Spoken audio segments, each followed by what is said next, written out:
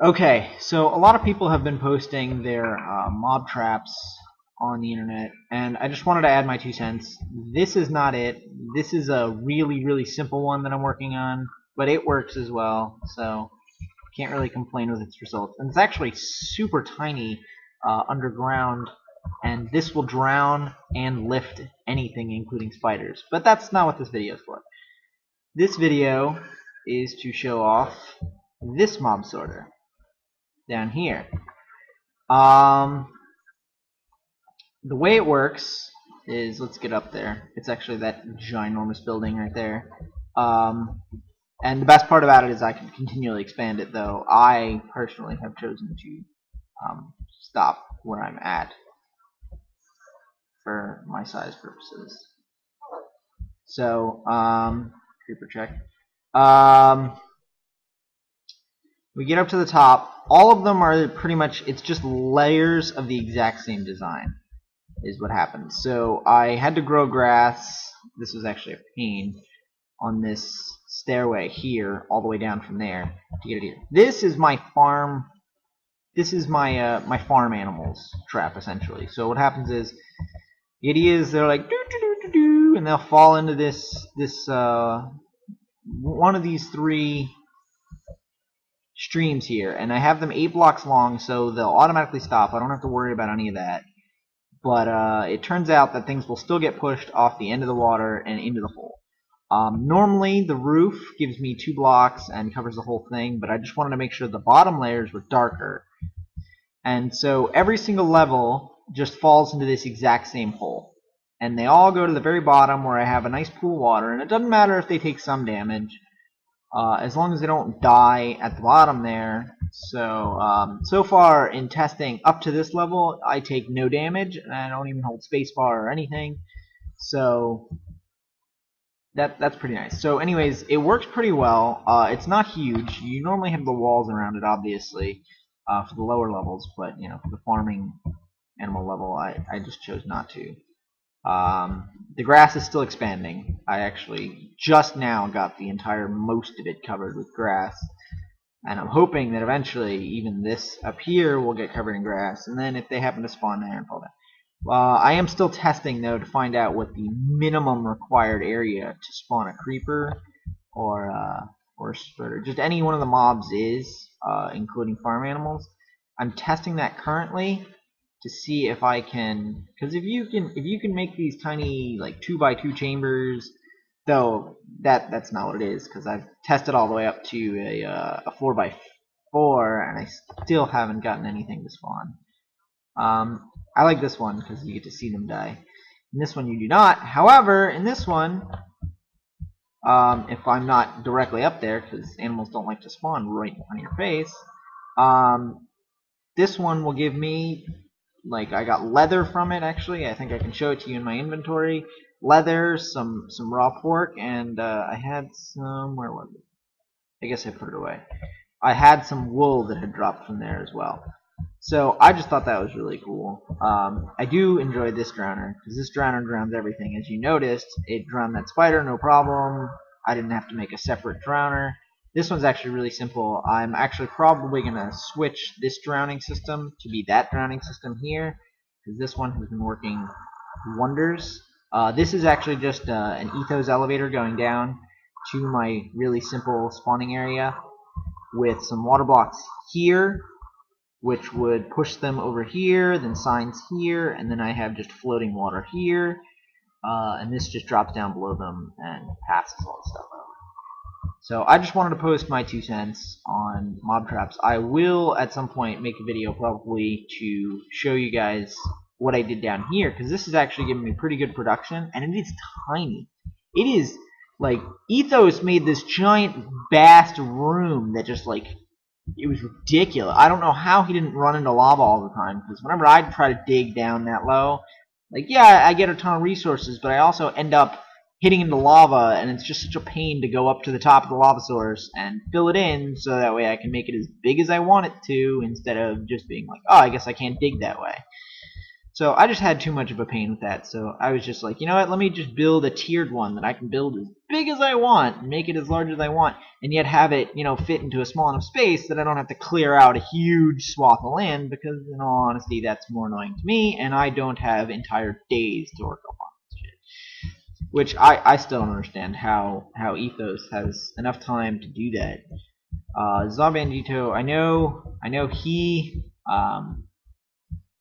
at least, I'm pretty sure Etho goes to school. I don't know. Zombandito is at least doing school as well as Freak Entertainer, but somehow they just have infinite amount of time to do this stuff. And so I essentially wanted to make videos for people who had a limited amount of time and or ADD, like me, in both cases. So these levels are small, so I can actually sit down and get one of these levels done and not have lost interest, really. And then on top of that, I can begin to get production on the lower levels as I work on the higher levels, so I don't have to like put torches down I can take out the torches from one of the lower levels. I don't have to, and then I just move up to the next level. That's why this form of scaffolding is actually the best, because I can just dig into my wall at any point. Now this is my scaffolding just to get to the top. I can just dig into my wall at any point. Like if I happen to know the floor is right there, I just dig in and I walk in. And so you build the walls first, not all the way up. You don't even need to build them all the way up. You just build the walls first, so you don't fall out, in all honesty. Because I don't know about you, but I have issues with lag occasionally, and occasionally it'll be like, oh, you totally took 2 steps instead of 1 step. Well, I hope you enjoyed having to go pick up all your stuff and then reassign it to all the numbers that you're used to and or like. I am going to switch this to glass, just because I like to watch things die. I guess I'm morbid that way, but anyways, that's that. I did want to show you my experimentation level. Whee! No holding spacebar. Yeah, that's what I wanted to do. I wanted to throw that back. A little experimentation. I'm not very good with very basic programming, so I have to kind of like make the circuits I think I'm going to use here, and then and just copy them, because the diagrams that they have online just confuse me.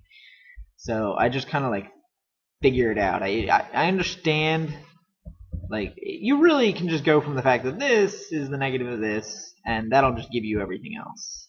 Because these, you know, when you place it down and you see, oh, they're both lit, well, then when I do, that's going to turn it off, and that means blah, blah, blah. So it's really easy if you think about it. What was the other thing? Yes, underground tree farm. I did have a question for, well, pretty much the entire community. Underground tree farm works pretty well. I get my nice short trees, give me my 4 blocks of wood, and that's it. I built this gate to the nether, but for some reason it just won't work. It refuses to work. I've tried lighting it 1,000 times. It just won't work. If anybody has had a similar issue, because I know that's one of the gate forms. That's one of the allowable gate forms. Like, or so saith the wiki. But it's one of the allowable gate forms, and it just won't work. Here, I'll show you. I think I have the flint and steel down here somewhere in one of these chests. I really need to figure out a way to label these chests. Flint and steel. Put this dynamite away. Okay. So that's that. That area directly in front of me that's sealed up, that was my original mob area, because I wanted to dig it out in the way that Ethos did. But see, look, I actually set it on fire, and it didn't work. And it just refuses to work for me.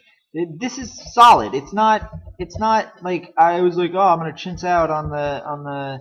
No, it's 100% obsidian on the circle. I'm not stupid. I just don't know why it's working, and I know people can put it up against walls, because I've seen people just put them up against walls, yet it won't work.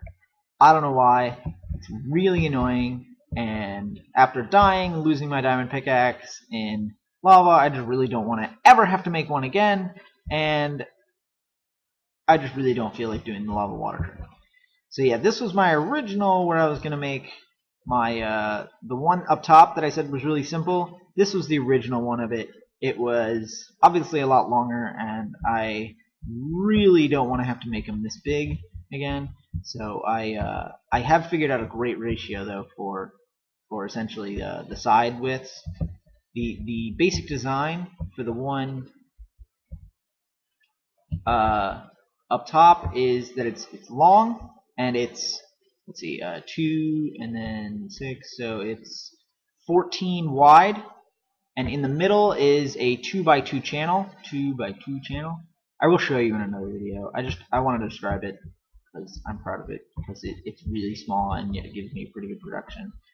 I am going to be building a boat elevator here, whereupon I stand on a boat and then it launches me up to the surface. I'm a little worried that's going to kill me because I do want it to come up inside my house, so I may have to dig it like over there where it's going to come up somewhere else. I don't know though, because I'm not sure. I'm very bad at remembering how to, like, the blocks. Like if I climb up to the top, it'll be like, oh, I gotta go 6 blocks this way. I'm very bad at remembering that stuff. Again, my ADD, hence why I keep changing the subject. But anyways, I think that's gonna be it for this video. Yes.